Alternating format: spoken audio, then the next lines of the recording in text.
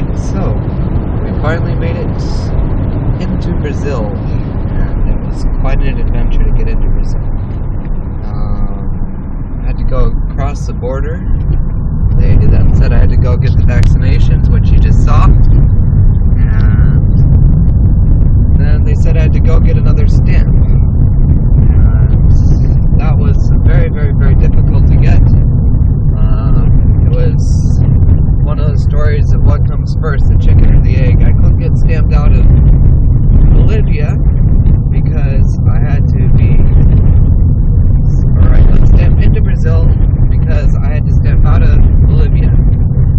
But I couldn't stamp out of Bolivia because it was in the other passport.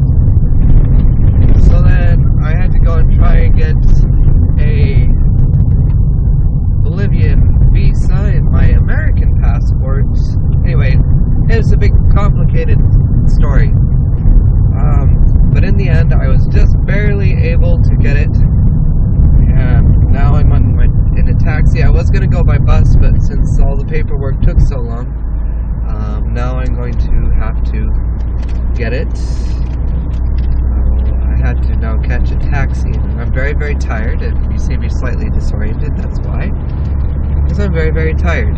But we're on our way, and it looks like we should have about 10 minutes to spare once we get to the airport. Hopefully I won't miss the flight.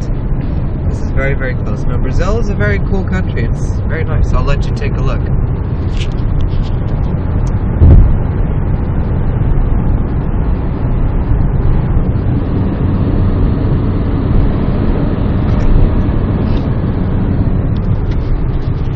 So as you can see, it's very, very nice. So the next phase of my adventure continues.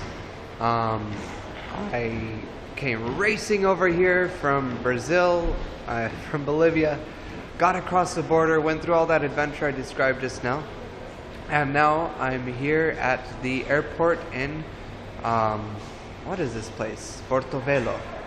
Anyway, yeah, I don't really spend much time here, so I forget.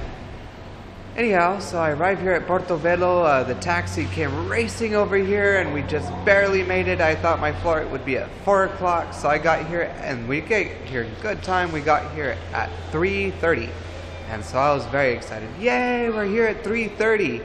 And so I go to sign in, and there's nobody at the check-in counter. I'm like, what? This is odd.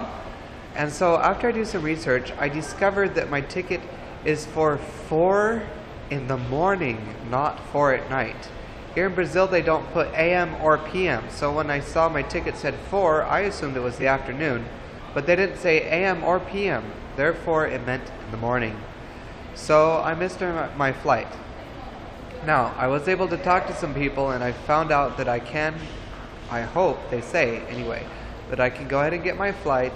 It'll just, I'll have to pay the difference, but the money that I've already spent will go towards it, so that's a big help.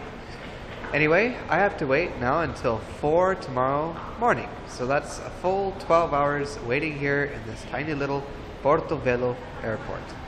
But praise the Lord, I made it here and I'm healthy and happy. I just spent a lot of money on a Subway sandwich, but I was really hungry and needed to eat, so I spent it. Anyway, we'll see what next part of the adventure holds. Well, thank you all for watching the first phase of my great adventure on my trip to Guyana. As you can see, there's a lot of unexpected changes and adventures that happen along the way. Praise the Lord that He's in control and that everything's turned out for the better in this case. Right now I'm in Kleber's house in Manaus, Brazil, and I'm going to be resting here for a few more days until the 7th before continuing on my trip to Guyana. I hope you all have a good day, and God bless.